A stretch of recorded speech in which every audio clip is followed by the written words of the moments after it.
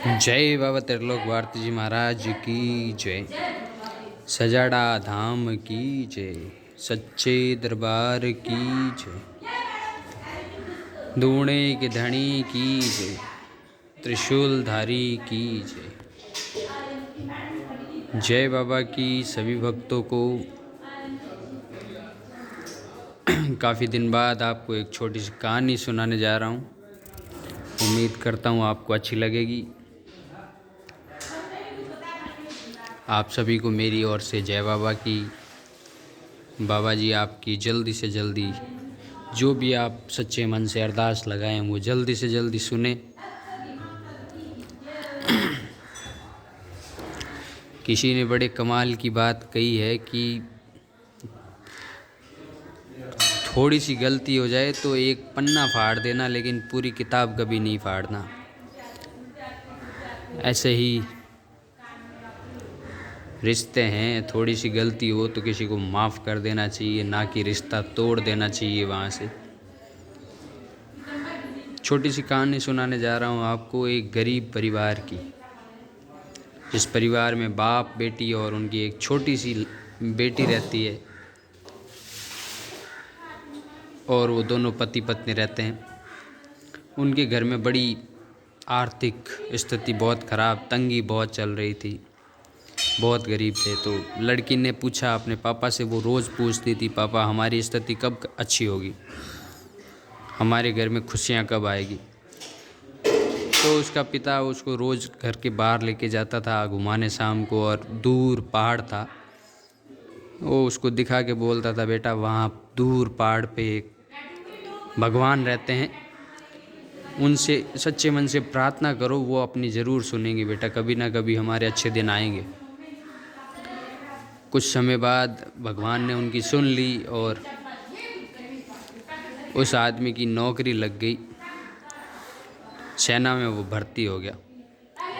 कुछ ही दिन अच्छे चले कि उस राज्य पे दूसरे राज्य ने आक्रमण कर दिया और उस आदमी को सेना में युद्ध के लिए जाना था, अपने राज्य की रक्षा के लिए जाना था।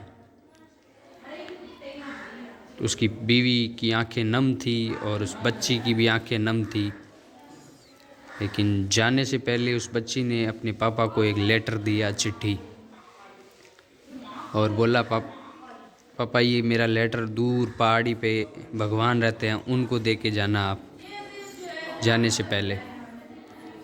बाप की आंखें नम थी, बाप लेके चला गया। दूर जाके पहले उसने एक डाकघर देखा, वहाँ पे वो चिट्ठी डाली और उस पे लिख दिया कि बेटा कोई ऊपर भगवान नहीं रहता है, बस मैं तो तुम्हें बहकाने के लिए, तुम्हें ऐसे ही ध्यान तुम्हारा भटकाने के लिए बोला करता था। ऐसा बोल के उसने डाकघर में वो डाक छोड़ दी। फिर युद्ध में चला गया।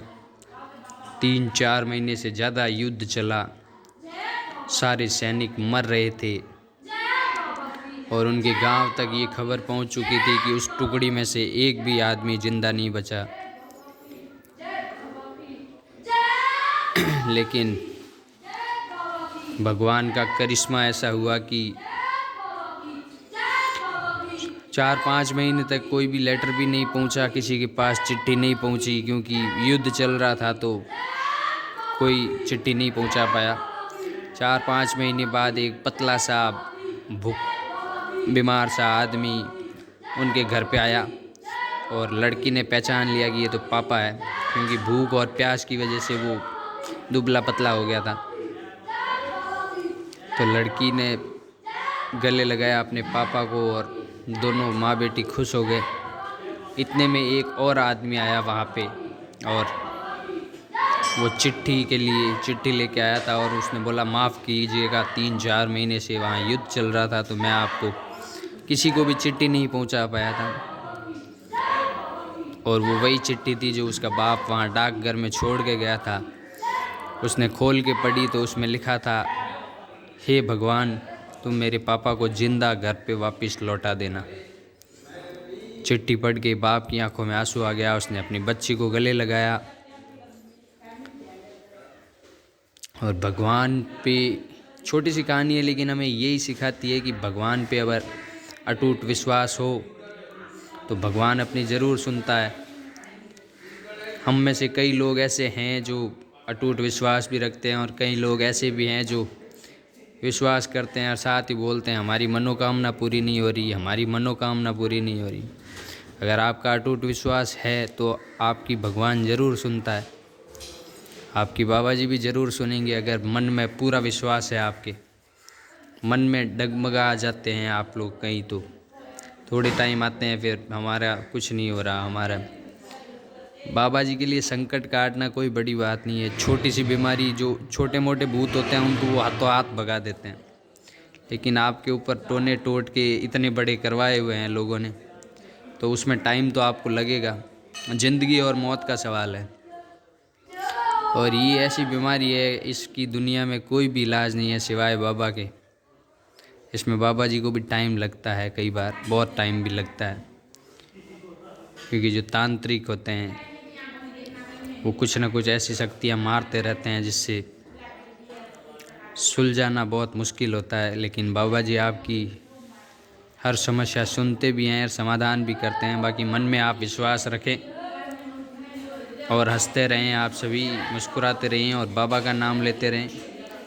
जय बाबा त्रिलोक भारती जी महाराज की जय, सजाड़ा धाम की जय, सच्चे दरबार की जय।